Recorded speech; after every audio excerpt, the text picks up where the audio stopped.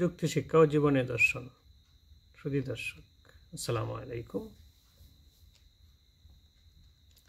আজকে কথা বলবো দর্শন ইতিহাসে এক অনন্য নাম এরিস্টটল বিষয়ে। খ্রিস্টপূর্ব 384 সালে জন্ম গ্রিসের স্টেগিরা শহরে। তিনি ছিলেন প্লেটোর শিষ্য আর মহামতি আলেকজান্ডারের শিক্ষক। এরিস্টটল শুধু দার্শনিকই নন, তিনি ছিলেন বিজ্ঞানী, যুক্তিবিদ, শিক্ষাবিদ এবং জীববিজ্ঞানের জনক। তার চিন্তায় ছিল দর্শনের গভীরতা, বিজ্ঞানের যুক্তি আর জীবনের প্রতিটি ক্ষেত্রের অনুপ্রেরণা।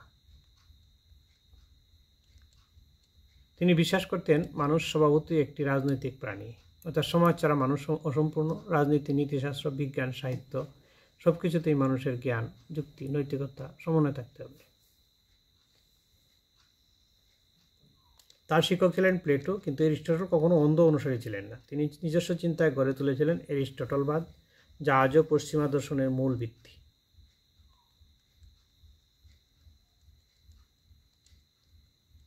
এরিস্টটল বলেছিলেন, শিক্ষার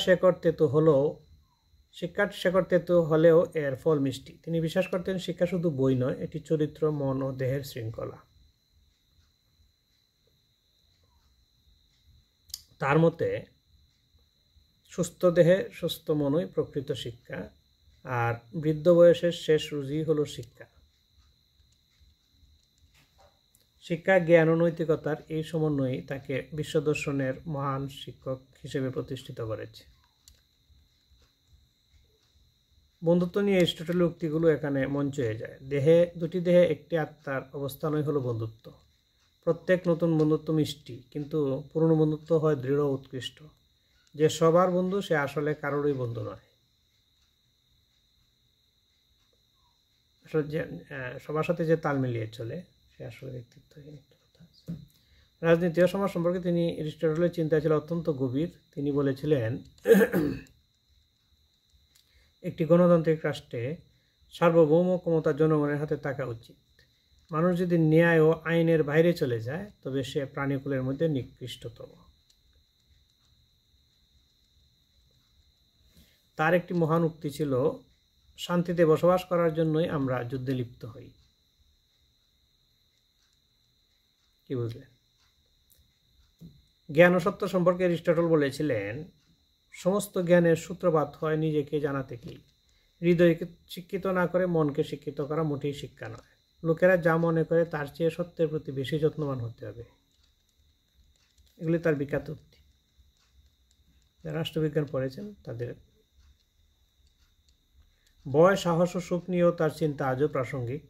ভয় হলো মন্দ কাজের প্রত্যাশা থেকে উদ্ভূত ব্যথা। যে তার ভয় জয় করতে পারে সেই প্রকৃত মুক্ত। সুখ আমাদের নিজের উপর নির্ভর করে। সুখই জীবনের লক্ষ্য ও সমাপ্তি। এগুলি তার বিখ্যাত উক্তি ছিল এই সম্পর্কে। এরপরে ধৈর্য ও ভালোবাসা নিয়ে এরিস্টটল বলেন যে, ধৈর্য তিক্ত হলেও এর ফল মিষ্টি। দুটি পৃথক দেহে বসবাসকারী এক আত্মার নামই ভালোবাসা। এরপর আছে অভ্যাস সম্পর্কে তিনি এক অনন্য সত্য প্রকাশ করেছিলেন যে, আমরা যা বারবার করি তাই আমরা। সুতরাং শ্রেষ্ঠত্ব কোনো কাজ নয়, এটি একটি অভ্যাস।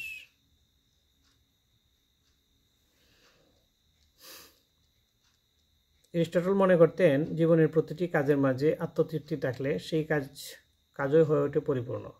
কাজের মধ্যে আত্মতৃপ্তি কাজের মধ্যেই পরিপূর্ণতা আনে। নিরাশ হয়েও না, তাতে আয়ু কমে যায়। ভেবে উত্তর দাও, না হলে লজ্জিত হবে। এরিস্টটল এই কথাগুলো এখনো সমান প্রযোজ্য। জীবনের অনুপ্রেরণামূলক অংশে তিনি বলেছিলেন, ব্যর্থ হওয়ার নানা উপায় আছে, কিন্তু সফল হওয়ার উপায় একটাই। সাহস ছাড়া পৃথিবীতে কিছুই সম্ভব নয়। গুণ কোনো কাজ নয়, এটি একটি অভ্যাস। অসাধারণ বাণী তিনি দিয়েছিলেন।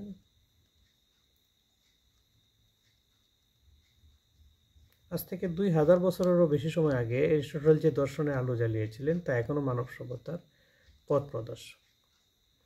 তার যুক্তি, দর্শন ও নৈতিকতা আজও আমাদের শেখায়, নিজেকে জানো, নিজেকে গড়ো আর মানবতার জন্য বাঁচো। দর্শক, এতক্ষণ মনোযোগ দিয়ে আমার কথা শ্রবণ করার জন্য ধন্যবাদ। এরিস্টটল এক নাম, এক দর্শন, এক অনুপ্রেরণা। যিনি শিখিয়েছিলেন আমরা যা করি সেটাই আমাদের পরিচয়। দেখা হবে পরবর্তী কোনো ভিডিওতে ইনশাআল্লাহ।